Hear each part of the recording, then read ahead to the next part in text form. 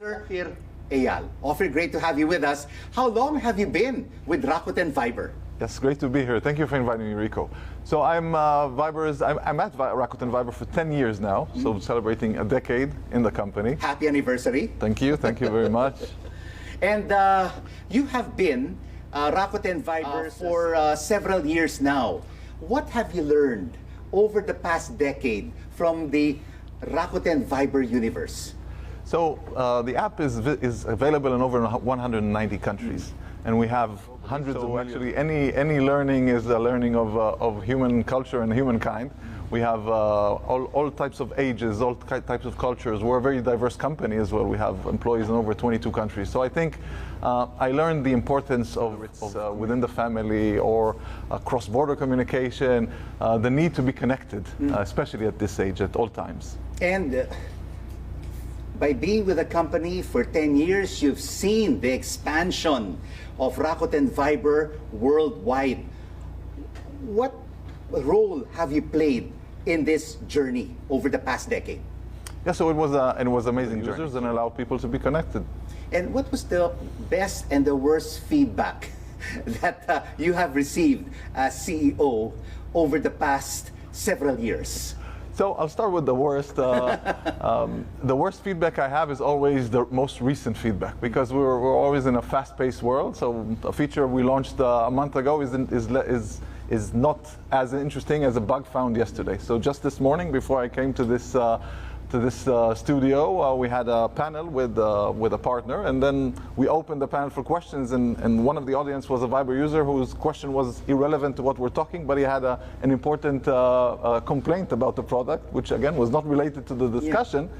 But by listening to this Viber user, we actually discovered that his complaint, which he thought was a regular behavior of the app, was a bug. And then I immediately texted our product teams back home and asked them to fix the bug. So kind of the worst. And the best, I think, is when we understand, or when I understand how much crucial of a role we have in people's lives. So for example, we have testimonials of people who started communicating on Viber. Maybe they were colleagues, maybe they were like remote friends, and then they evolved their relationship, they became friends, they eventually married, and now they use Viber to communicate as a family with the kids. So that's very, very touching for us. Whether it be positive or negative, these matter, in the services that you give and share with your customers worldwide, and you immediately respond to the feedback. Yes. Responding fast is key.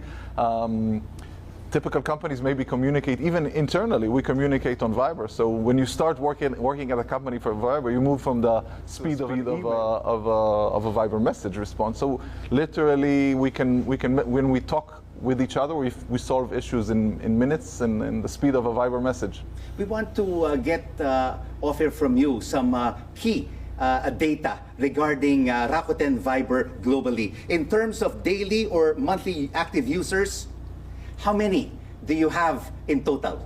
Yeah, so these numbers, which we don't typically disclose, but I can say that we have over 1 billion downloads on Google Play, so we're one of the billion download club apps. We have hundreds of millions of daily active users. And in the Philippines, this is one of our top 5 markets globally, growing 21% year over year in daily and monthly active usage. So we're very happy. That's part of the reason I'm here. So in Asia, your top markets are the Philippines and Myanmar. Yes, definitely. The user base in other parts of Asia, apart from the Southeast Asian economies of Myanmar and the Philippines? So we're actually focusing on the markets where we have the substantial marketplace. So the strategy of Viber is to become a super app. Super app is to describe an application that starts from a communication app, and then adding more and more layers of value and services to the users. So in a country like Philippines, it could be adding payment services, discovery of businesses, dating next. So we focus on adding services in countries where we already have a large user base, rather than opening new markets. Case in point, the Philippines, how many services do you already have Viber app here? So, like we said, tens of millions of users, but we have over 100,000 businesses already listed as businesses in our business directory. We launched dating, as we said, so we have over 100,000 users there. The Philippines is ideal for us to design and launch new products because we call it the purple market. So any insights we gain here, we can take to other markets and vice versa. So why is the Philippines a good market for your new applications? The Philippines is unique because a lot of people need communication. Because divided over 7,000 islands and a large population. In the Philippines and in other markets. So the monetization primarily lies on 3 legs. So one is we have ads in the app. Then we have a product called Business Messages. It's essentially an SMS replacement service where we all know people are concerned about SMS safety and not being allowed to send links. And we know that our Filipino users care a lot about safety. So Business Messages is kind of a safe alternative to SMS. And that's primarily how we monetize services and ads.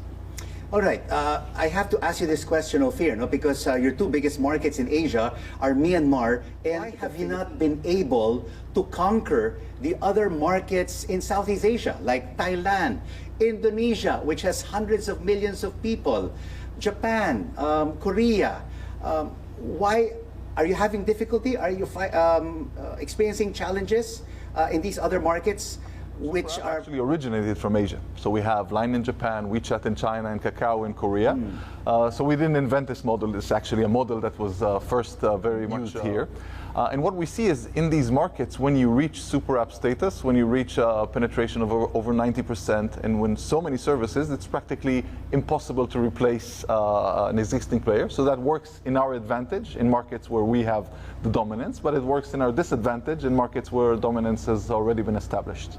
Is investing in these 2 markets, reaching, like we said, the super app status, which means for us, a super app, the recipe is an application that solves people's problems. So essentially, the equivalent of if you don't have Viber installed, it's like you don't have a smartphone. So that's where we're aiming with these 2 markets. Then we can invest into other Asian markets. But we have our markets in Europe where we're doing similar things. So with the markets, we're happy. It's just with the engagement that we're seeking to improve. So basically,